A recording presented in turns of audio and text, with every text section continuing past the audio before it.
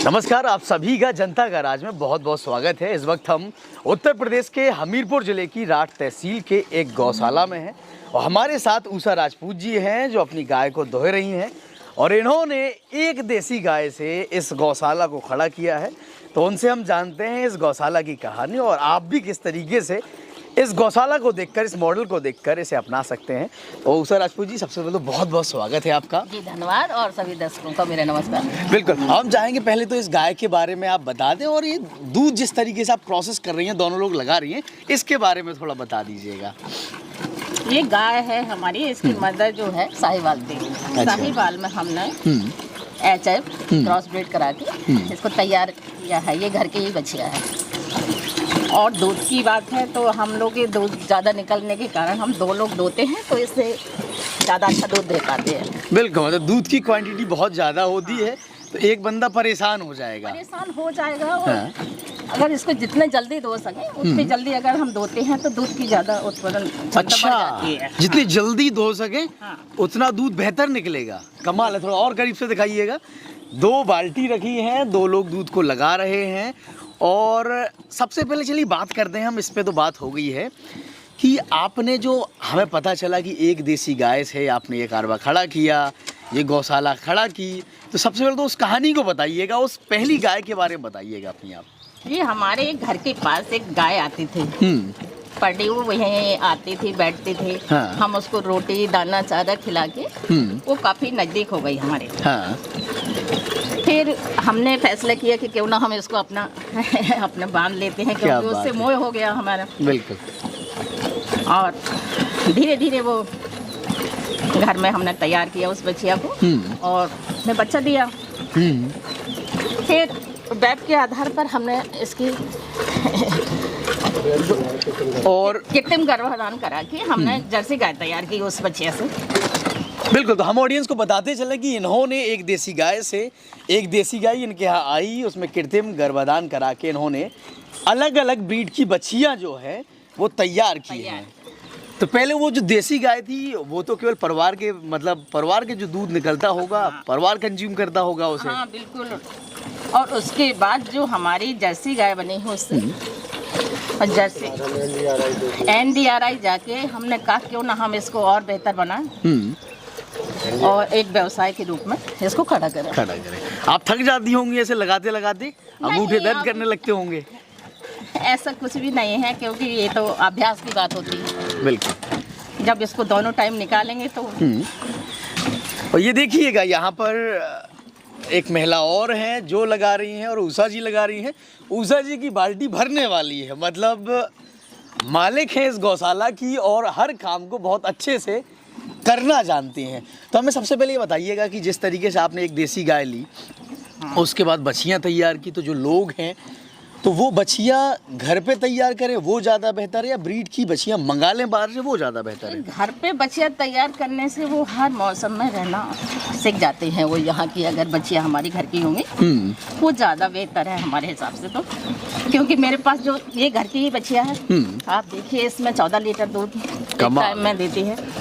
क्या बात है, एक टाइम में 14 लीटर, मतलब ये 7-7 लीटर की लगभग बाल्टी है। हाँ, बाल्टी है जो कि भर जाएगी और उसके साथ बच्चे को भी देते हैं और बच्चे को भी छोड़ देते हैं। तो मतलब लगभग अंदाजा आपका कितना होगा, लगभग कितना निकलता होगा एक गाय से?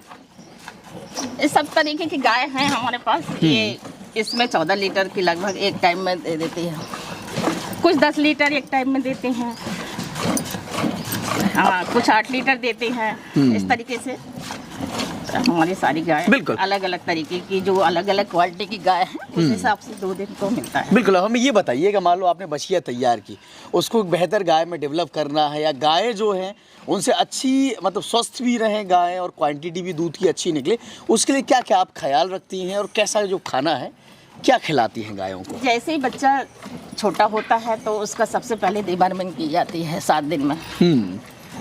और उसको हर 7 दिन में क्या किया जाता है? कीड़ों की दवा से, मतलब जैसे डिवर्मिंग करते हैं। अच्छा। और 1 महीने तक तो उसका बहुत ख्याल रखना पड़ता है, क्योंकि वो अलग ही वातावरण में आती है। बिल्कुल। तो तो इस वजह से इस तरीके से हम अगर घर में बछिया तैयार करेंगे तो ज़्यादा अच्छा है। घर की बछिया ज़्यादा बेहतर है। ये बताइए कभी कभार ऐसा भी होता होगा गाय मतलब लात मारती होगी और दूध लुढ़क जाता होगा बाल्टी का? कुछ गाय जो लात मारती है मैं अच्छा। इनको दोनों उसके पैरों को बांध देती हूँ तो दूध निकालने में आसानी हो जाती है। दूध निकालने में आसानी होती है।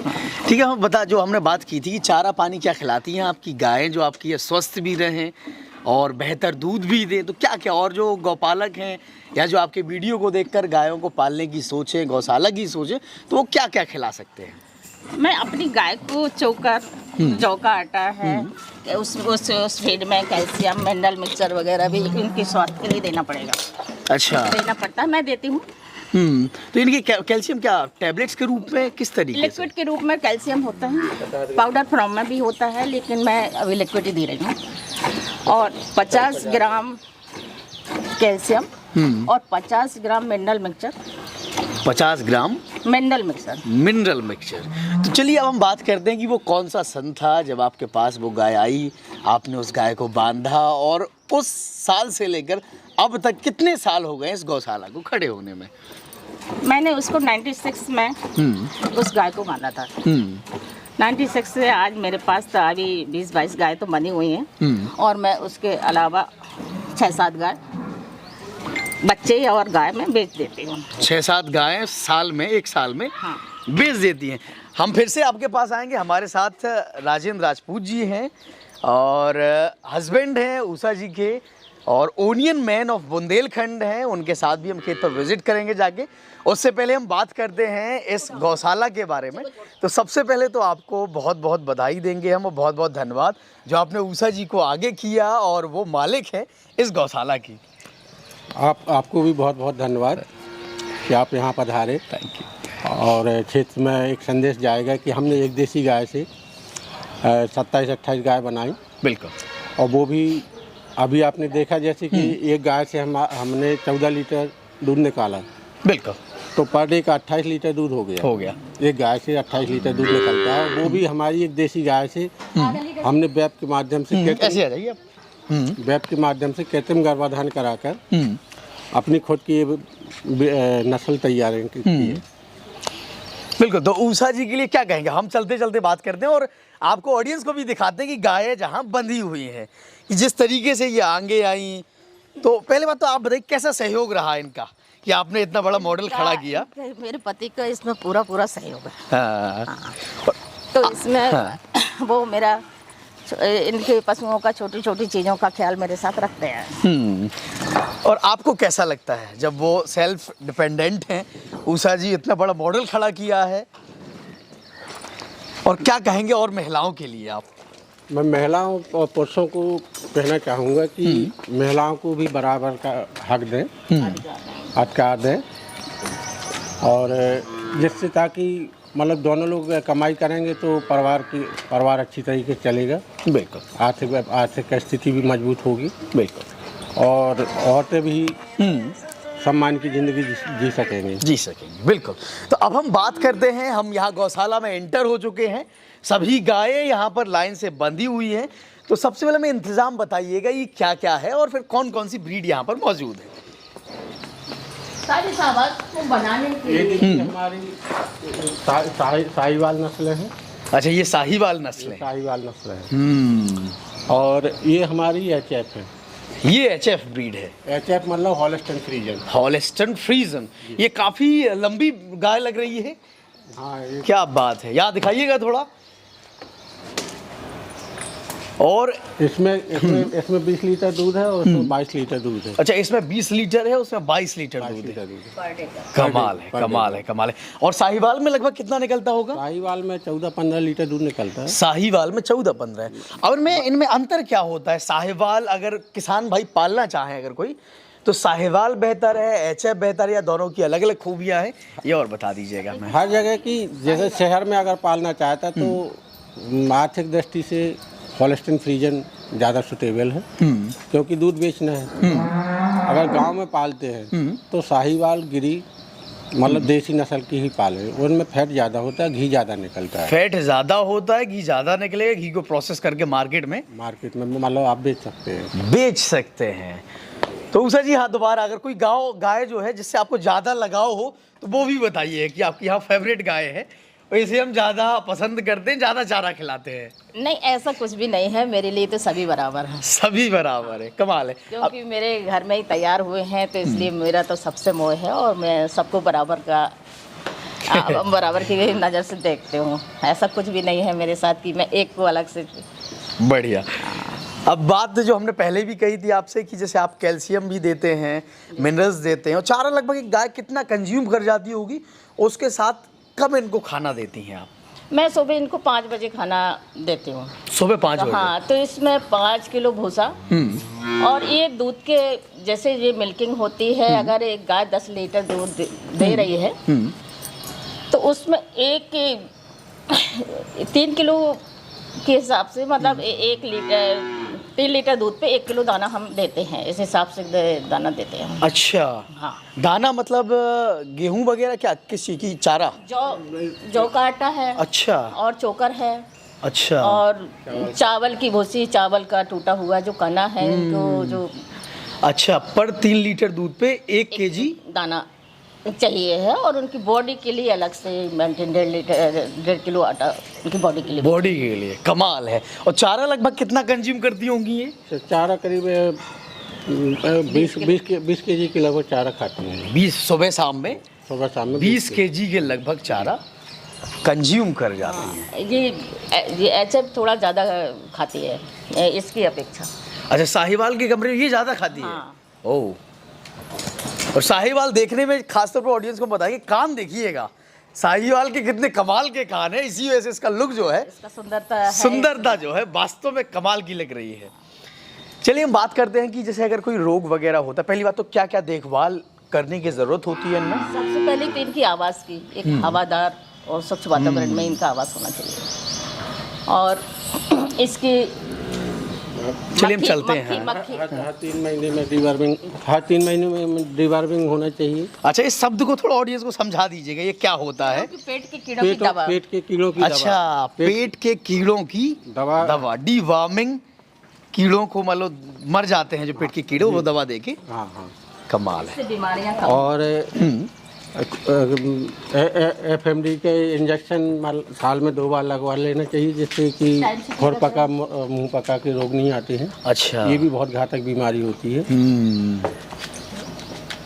यही, और जैसे बाकी डॉक्टर लोग आते हैं, अगर बुखार हो गया या कोई बीमारी है तो डॉक्टर से तुरंत। तो FMD कितना समय बताया आपने, कब लगाना पड़ता है? मारेगी तो नहीं है? नहीं मारेगी ना। हाँ। ये मार्च में लगता है। अच्छा, मार्च, सितंबर में भी लगता है। तो साल में 2 बार लगाना ये जरूरी होता है? साल में 2 बार। अगर टाइम से टीकाकरण करेंगे तो बीमारी दूर रहेगी। बीमारी, और ये अगर हम डिवर्मिंग टाइम से करते हैं तो भी बीमारी थोड़ा कम हो जाती है। बीमारियां थोड़ा कम हो जाती हैं। अब बात करते हैं, अकेले तो आप देखभाल कर नहीं पाती होंगी, गोबर को उठाना है, साफ सफाई करनी है। इसके साथ मेरे साथ 4 महिलाएं हैं जो मेरे बहुत ही सहयोग करती हैं और एक परिवार की तरह ही काम करती हैं। एक परिवार की तरह काम करती हैं। तो उनके लिए भी कहूँगी कि वो भी धन्यवाद देते हैं कि वो बहुत ही मन से एक काम करती हैं हमारे यहाँ। क्या बात है, ये बड़ी बात है। और हम आपको पुनः धन्यवाद देंगे कि जिस तरीके से आप ये कर रहे हैं और लोगों को नौकरियां प्रोवाइड कर रहे हैं, तो बहुत बड़ी बात है। और एक नौकरी से कई गुना ये बेहतर है। हम बताइए, कितना लगभग दूध, कितना लीटर डेली का जो है वो सप्लाई हो जाता होगा यहाँ से? अभी इस समय जो है हमारे पास 100 लीटर या 110 लीटर भी हो जाता है, कभी 80 लीटर होता है। जैसे ड्राई पीरियड में पहुंच जाती हैं तो 80 लीटर आ जाता है।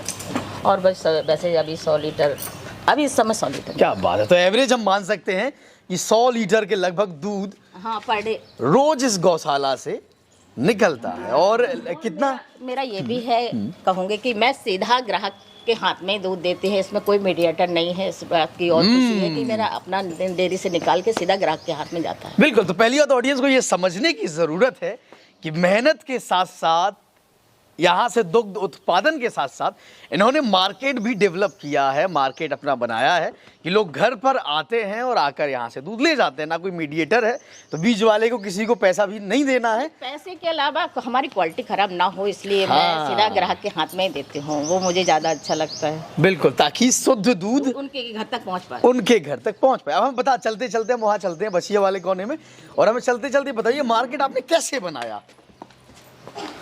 ग्राहक का भरोसा जीतना ही मार्केट है। बिल्कुल। ये है कि मैंने तो पहले तो एक गाय से शुरुआत की थी, जब उस समय 96 में 6 रुपये लीटर दूध बिकता था। तो धीरे धीरे जैसे लोगों ने इनका दूध की उपयोगिता को पहचाना, जाना, समझा, टेस्ट को जाना, उसके गुणों को समझा, तब ये मतलब जैसे जैसे उत्पादन बढ़ता गया और मेरे कस्टमर भी बढ़ते गए। कमाल है। मतलब 1996 में 6 रुपये लीटर आपने दूध बेचा, क्या बात है। और आज 45 पहुंच चुका है। अमूल ने भी 2 रुपये बढ़ा दिए हैं। बताइए, प्राइवेट कंपनी है, तो आपने भी कुछ ऐसा सोचा है? अगर जैसे गए मेरा राशन पानी थोड़ा महंगा होता है तो मुझे भी बढ़ाना पड़ेगा। इन बछियों के बारे में बता दीजिए, कौन कौन सी बछियाँ हैं? ये एक देसी नस्ल गिर गाय है। गिर गाय है। ये भी एक जैसे साहिवाल की तरह ये भी एक देसी नस्ल है। साहिवाल की तरह ये भी एक देसी नस्ल है। और ये कौन सी? ये भी एचएफ है। ये एचएफ है, ये सारी एचएफ है। इनमें ये है कि ये बच्चे जो है 1.5 साल में तैयार हो जाती हैं। 2 साल 26 महीने में बच्चा दे देती है।